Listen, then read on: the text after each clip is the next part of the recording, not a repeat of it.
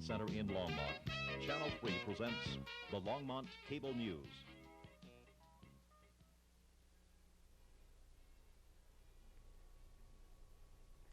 Good evening. This is Longmont Cable News. I'm Pat Bruington.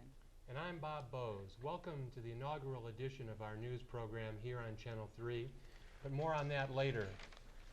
Right now, search groups are looking for a 14-year-old girl from Longmont Junior High School who has been missing since she attended a party Sunday at the Heil Ranch where her parents, Melvin and Martha Kirby, live. Margaret Hillman was last seen about 1 a.m. Sunday at a party that was being given for friends and customers of the ranch. According to Boulder County Sheriff's Department spokesman Jim Smith, there are fears for her safety. A search in the Left-Hand Canyon area is currently being conducted by members of the Sheriff's Department, the Rocky Mountain Rescue Group, and the Left-Hand Volunteer Fire Department. The missing girl is 5 feet 2 inches tall, weighs about 110 pounds. She has reddish-brown hair and brown eyes. She was wearing a green denim jacket with blue jeans and red tennis shoes. Anyone with information is asked to contact the Detective Division of the Boulder County Sheriff's Department. Some items important to the pocketbook of Longmont taxpayers will be coming before City Council both tonight and tomorrow night. Tonight at 7, final action is scheduled on council's salary increases, a proposed rise from $125 a month to $325 for council members and $400 for the mayor. Tomorrow night at 7, council will hear citizen opinion on how the city should spend an estimated $470,000 in federal revenue sharing funds, as well as what projects should come first in the 5-year capital improvements plan. Council will also give initial consideration to putting a 1-cent sales tax increase on the November 8th ballot. Both meetings will be held in council chambers at the Civic Center Complex, 3rd and Kimbark. Severe cuts in state educational funding have led the St. Vrain Valley School District to ask voters for a net property tax increase of 5.2 mills at its special election to be held on October 18th. According to a spokesperson for the district, the increase is necessary to maintain the current class sizes, to improve instructional materials, and to upgrade the district's computer curriculum. On September 28th, this Wednesday night, Superintendent Keith Blue will explain to the school board what cuts would be necessary should this initiative fail. We've been very the launching busy today of lately, Longmont Cable News on Channel 3 raises cable service to a new dimension, not only in our region, but in the cable world itself. The news operation, which has been organized for Longmont Communications Corporation, is one of the first efforts of its kind, a genuine video news service for a local community, with equipment and a staff of proportions normally found only in commercial television stations. For months, the organization of the news department has been underway, with the full support of the parent firm, Scripps Howard Broadcasting, a pioneer in the field of broadcast news and part of one of the world's foremost communications companies. With a $350,000 array of studio and on-street equipment, the Longmont Cable News staff is ready to bring to you a daily visual document of community events and happenings.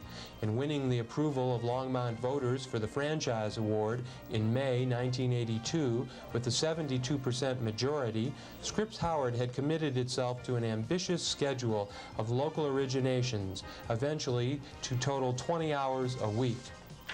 Longmont Cable News is the initial effort. The newsroom and studio have been established in the Career Development Center of the St. Vrain Valley School District. Longmont Cable is a paying tenant of the center under an arrangement which incorporates the use of its equipment and staff to help train students interested in careers in the video arts and journalism. In addition, Scripps Howard awarded a grant of $100,000 to the school district and made a $250,000 contribution to the Longmont Cable Trust for public access programming. In addition, a minimum of $75,000 a year will go to the trust for the duration of the 15-year franchise. The regular Longmont Cable News staff is supplemented by interns from the school district and the University of Colorado. Those interns already are proving they have the skills to help create professional news programming. It is a news staff that cares about this community as only hometown people can care. All members of the news and local origination staffs are Longmont and Boulder County residents. Channel 3, of course, is just one of the programming sources on Longmont Cable in a highly automated system developed under the direction of Regional General Manager Chuck Romano. The service, which Longmont subscribers enjoy, is the fulfillment of a guarantee by Scripps Howard to create one of the most advanced cable systems in the United States. Special Projects Director Michael Howard received this video message on this significant occasion from Donald L. Paris, President of Scripps Howard Broadcasting, from Mr. Paris's home base in Cleveland.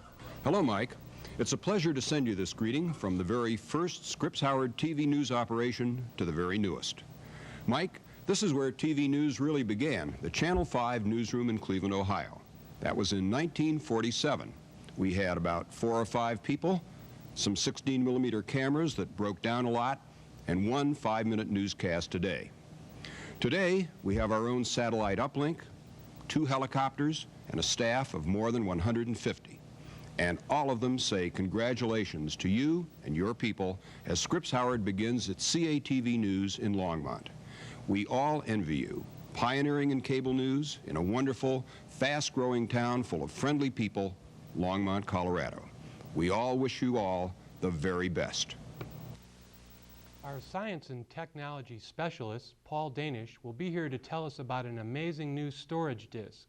Next.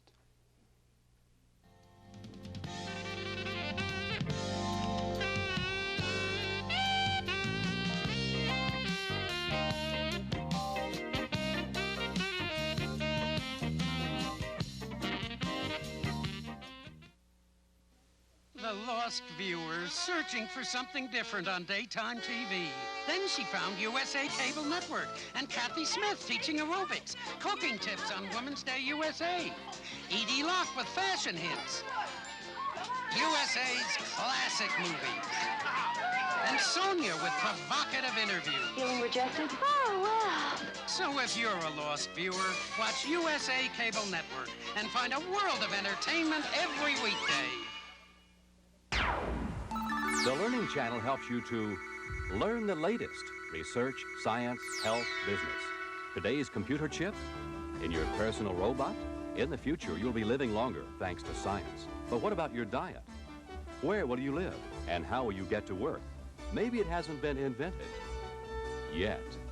You can learn the latest, get ahead, stay ahead, be creative, take telecourses, and teacher in service, all on the Learning Channel. A revolutionary new disk design for computer information storage has been developed by Storage Technology Corporation. Science and high-tech specialist Paul Danish has prepared this report on exactly what the disk could mean to STC and to the highly competitive software industry. These aren't the solid gold discs you get for selling 1 million copies of a hit song, but they may be more valuable. They are optical discs used for storing computer information, and their maker, Storage Technology Corporation, thinks they can add $1 billion a year to the company's sales. By 1985, Storage Technology expects to have 2,000 people making optical discs in the machines that play them, and most of them will be working in Longmont. The disk, which is about the size of a pizza, can store a truly staggering amount of information, about 2 million double-spaced typewritten pages worth, or more than 1,000 books. Even by computer industry standards, it's revolutionary. The product as such then will be a very high-performance vehicle. It is not a Mack truck, it is not a Ferrari, it is, in many senses of the word, is a Ferrari with the capacity of a Mack truck. STC is the first company to offer an optical disk storage system. The disk drives will cost $130,000 each. The removable disks will go for as little as $140.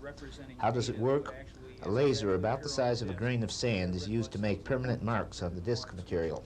A second, larger laser is used to read the marks. The beams from these two lasers are expanded and shaped by suitable lenses. They pass through a network of prisms and then down to a moving head assembly, which is near the disc, which does two things. It focuses the light to a submicron spot on the disc, and it also moves that spot radially across the disc to be near the track of interest. I've shown an expanded, about 10,000 times, view of what you would actually see if you were a micro mouse and you could crawl along the surface of the disc. Now, right in the middle of this picture is a big red blob. And that big red blob is a red blood cell, which gives you an idea of the tininess of these marks, because that red blood cell is enormous compared to the marks which are recording our data. Exactly how the laser makes the mark on the disc, how it physically changes it, is something STC is treating as a closely guarded trade secret for the time being. I'm not going to discuss the technique that we use for recording our mark. I'm sorry, but we're very protective of on that technology, since we are the only ones with us, and we'd like to stay that way for a while. STC thinks its sales of optical discs and drives could total $1 billion a year by 1987, so it isn't surprising that it doesn't want to share its trade secrets with competitors. Sales of the discs alone could bring in close to $200 million by 1985. The company expects to make 1 million discs a year on the highly robotized assembly line it's setting up, enough to win it a golden record. The company will start assembling its first 60 optical disk drives next month. The first units will be shipped to customers before the end of the year. By the middle of next year, drives and disks will be routinely rolling off the assembly line, and STC will begin recouping the more than $97 million it has invested so far in optical data storage technology. The company thinks that technology represents a very large pot of gold at the end of the rainbow. It isn't just that optical discs can hold a great deal of information that makes them revolutionary. Just as important is the fact that any of that information can be retrieved in less than a second. STC is developing a jukebox which will hold 500 optical discs, the equivalent of a library of some 500,000 volumes. It's for such reasons that some computer industry observers are calling optical disk storage the most important development since printing. Paul Danish, Longmont Cable News. It sounds like STC's new storage disk may be just what the doctor ordered for the company's fiscal health. And speaking of health, Pat recently discovered a group of local folks who found a way around all those fattening lunches.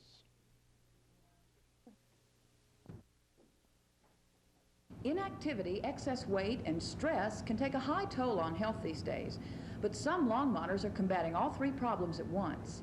Instead of a meal, some area business people are turning to exercise for a 12 o'clock break in the workday.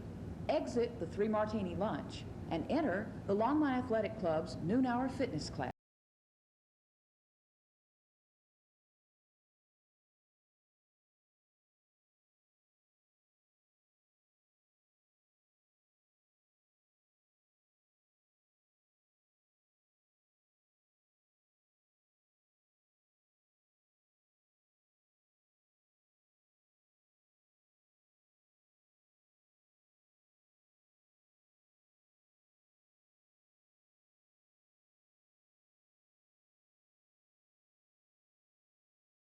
Members to have a noon conditioning class because of the availability of a lot of the people working downtown.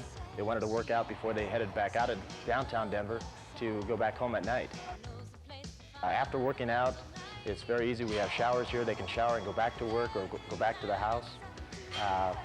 But also I think it's a meeting place for their friends. They can work out together and enjoy themselves.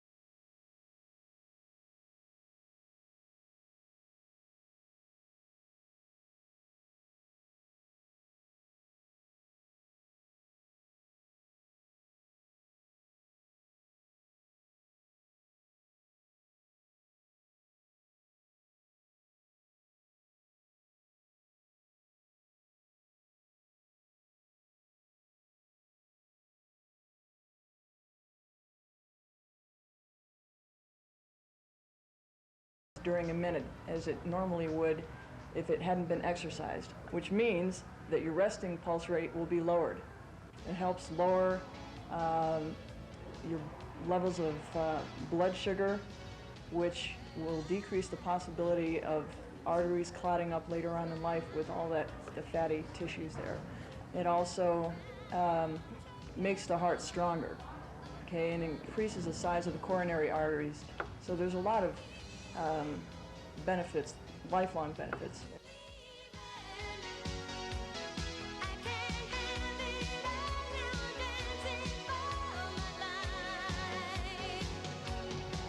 Why do you spend your lunch hour this way?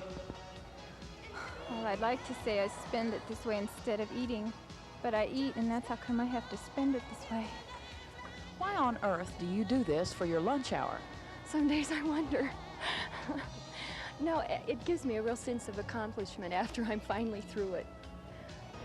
Well, I'm an attorney during the normal hours, and there's a lot of stress involved in being an attorney, I think, with a lot of other jobs, and you just like to get away from it, and it gives you an opportunity to do something besides eat. It's fun to come and watch Ray, and to just work and work so hard till the sweat starts rolling down your cheeks, and you think it just can't be any worse, and then when it's all over, you feel so wonderful. I had a leg injury a couple years ago, and the doctor suggested I come down and work out a little bit, and I got to enjoy it, and just sort of became a habit.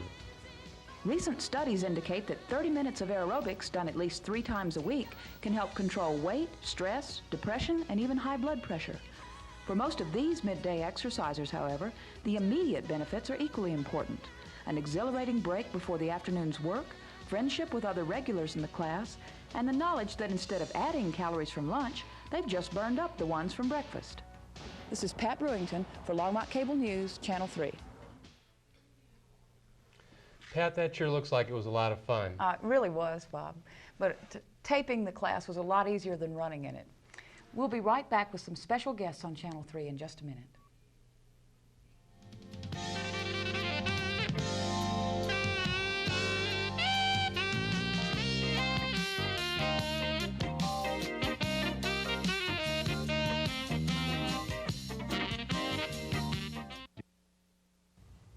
I'm Candy Dyer, Longmont State Representative.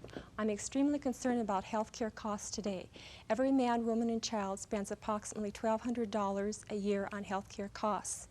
Democratic legislators at the state capitol are having a workshop on October 3rd concerning these costs. I would invite you to write to me if you need any information or if you have any concerns at the state capitol, 80203, or call me at 866-2911. Thank you. Remember when we arranged our lives around the TV schedule and the weather came on a couple of times a day? 30 years later, Americans had changed, but television still gave us weather on a 1950s schedule. Until cable TV and the Weather Channel.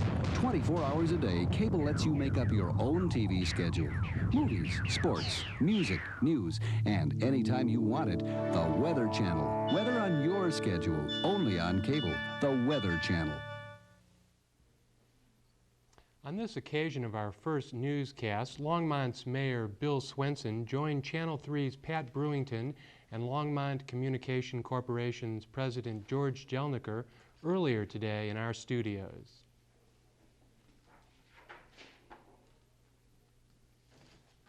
We'll have that taped coming up shortly.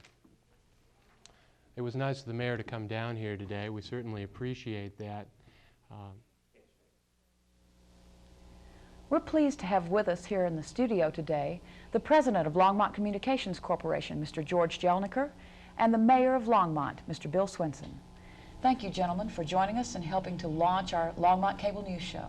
Happy to be here, Pat. Happy to be here. Thank you. Mayor Swenson, I'd like to say that since you've shown a great interest in the direction that the growth in Longmont is taking, what contributions do you foresee cable being able to make to this growing metropolis here?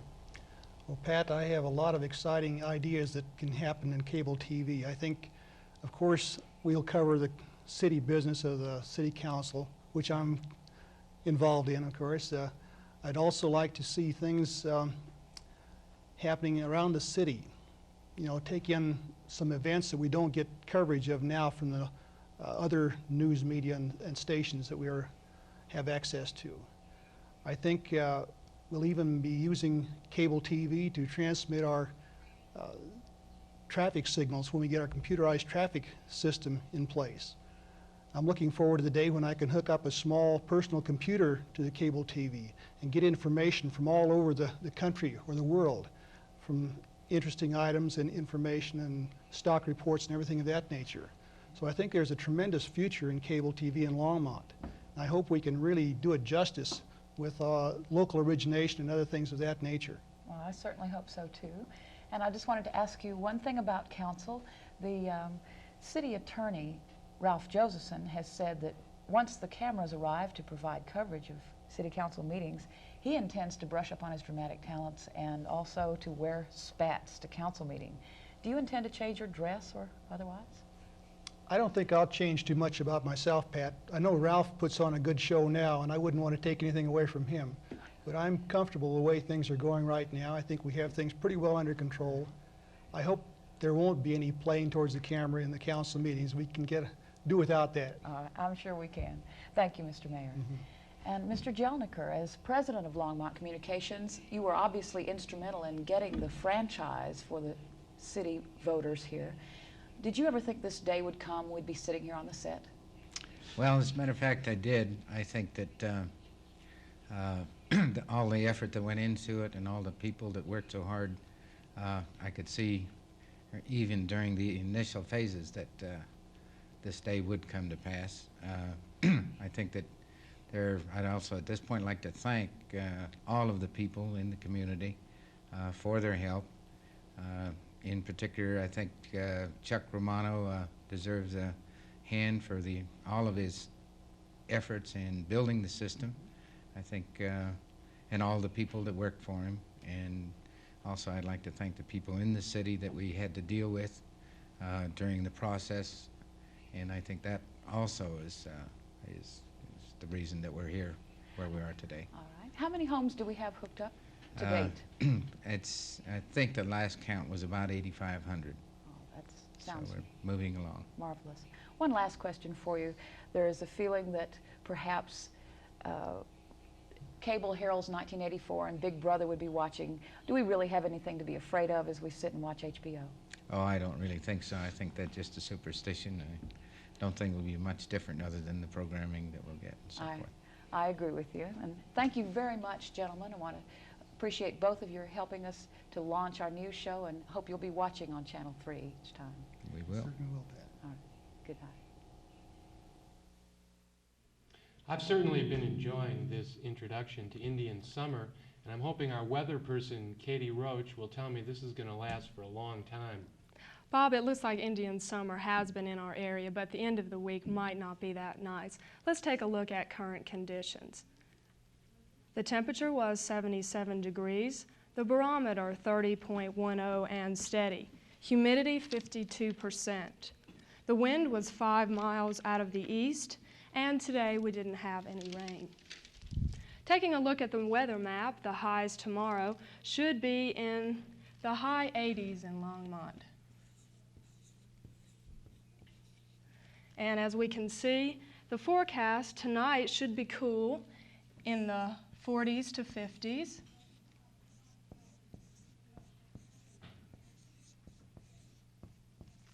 And for tomorrow, we will have cloudiness with a chance of showers.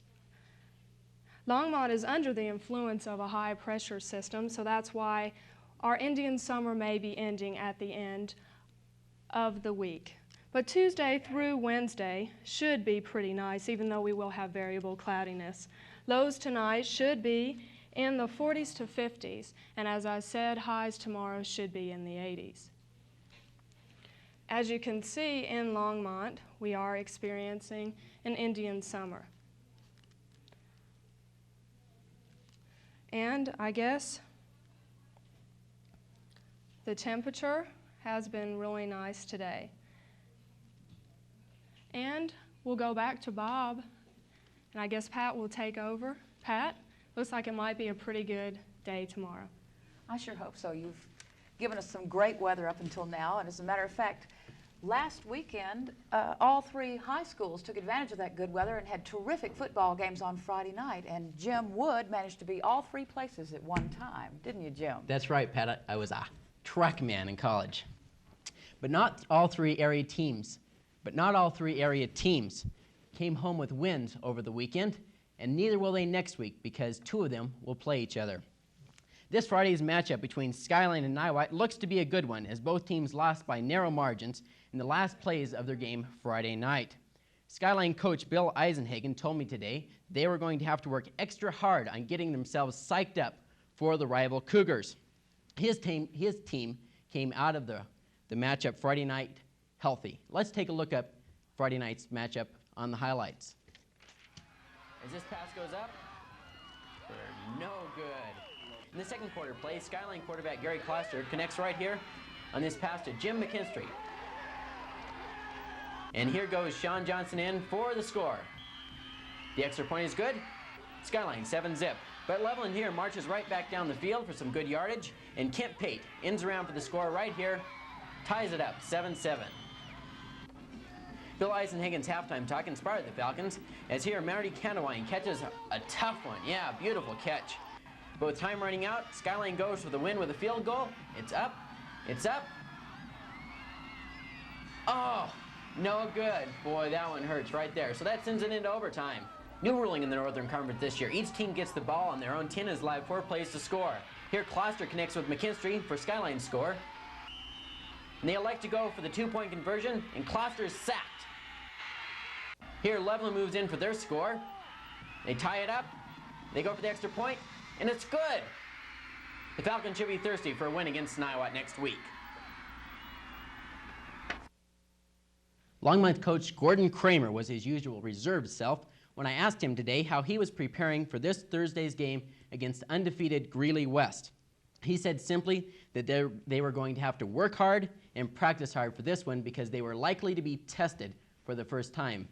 They were not much tested last Friday night against still winless Fort Morgan. The Longmont offense managed to crank off 42 unanswered points until they were scored on late in the fourth quarter. It's been the first time that the defense has been scored upon all year this season. The Trojans should have no problem retaining their #1 spot in the state 3A ratings. Niwot may have lost their defensive tackle, Jeff Karinga, for this Friday night's key matchup with crosstown rival Skyline. Karinga is listed in questionable condition after he received a concussion after last Friday night's game with Thompson Valley. Let's take a look at those highlights right now. Niwot was 2-1 going in with their much improved offense led by Matt Sharp. Here, Ron Daggett, the league's top rusher, went off tackle for 66 yards. Beautiful run. And he goes down for a touchdown. They failed to convert on it, though, and they lead 6-0. Thompson Valley here strikes back quickly as they move the ball on the option around the end and move it down about to the 5-yard line right here. And Kevin Benson on the next play goes untouched right in there for the score. The 2-point conversion makes it 8-6. In the second half, the crucial 4th and 2, Ron Daggett goes up and over for the first down. That sets up a field goal to go ahead 9-8. But Thompson Valley rallies in the last minute and a half as they go down the field right here. 35-yard run, and Kevin Benson once again sets it up and goes in for a 9-yard touchdown. They win 16-9, and there are some excited Thompson Valley players.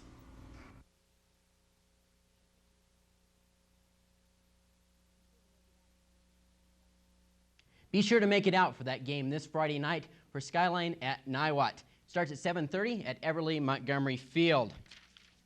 And in local cross-country action, the area teams will meet this Friday at the Niwot Invitational. Be sure to try to make it out for this one. The Niwot team is doing very well this year. And stay tuned to Channel 3 tonight for some really exciting sports action, an hour and a half of pro karate contact boxing. The main event will feature a world-class matchup between a middleweight breaking into the welterweight division. That'll be right here, Channel 3 tonight at 7:30. That's it for sports. Back to you, Bob. And preceding that full contact bout that Jim was telling you about, At 7 o'clock tonight, we'll have a special interview with our 2nd District Congressman, Tim Wirth. We hope you enjoyed this first edition of the Longmont Cable News. We'll be here Monday through Friday at 5:30, 6 o'clock, and 6:30, so tell your friends about us. I'm Bob. I'm Pat. I'm Jim. And I'm Katie. And this has been the Longmont Cable News.